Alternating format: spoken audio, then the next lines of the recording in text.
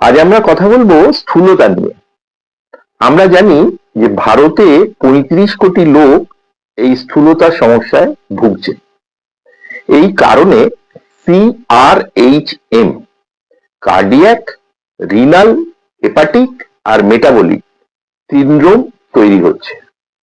এই মেটাবলিক কারণে আসছে আমাদের এই হরমোন ও PCOD রিলেটেড সমস্যা।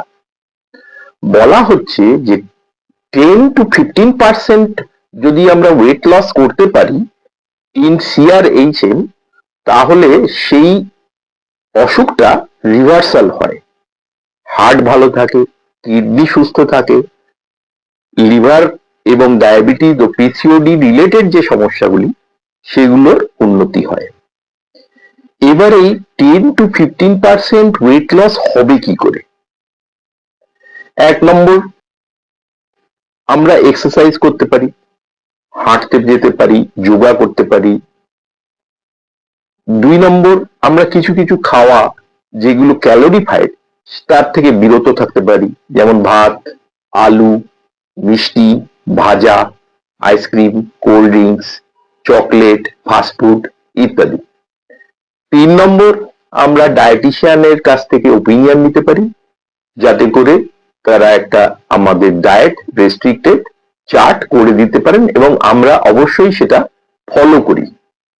এছাড়াও বর্তমানে কিছু ওষুধ ও ইনজেকশন বেরিয়েছে যার সাহায্যে 3-4 মাসের মধ্যে সহজেই ওয়েট লস করা যাচ্ছে।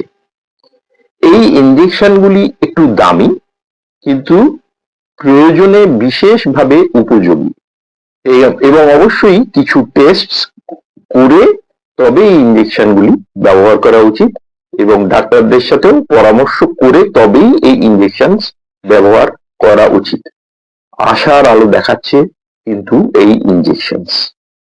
তাই আমি আপনাদের ফার্টিলিটি বন্ধু অবশ্যই বলবো যে স্থূলতার থেকে নিজেদেরকে বাঁচান এবং আমাদের ফার্টিলিটি রিলেটেড যে কারণে প্রেগন্যান্সি আসায় বাধা সৃষ্টি হয় সেগুলি আমরা অবশ্যই সহজেই এই সব পদ্ধতির মাধ্যমে ঠিক করে ফেলতে পারি।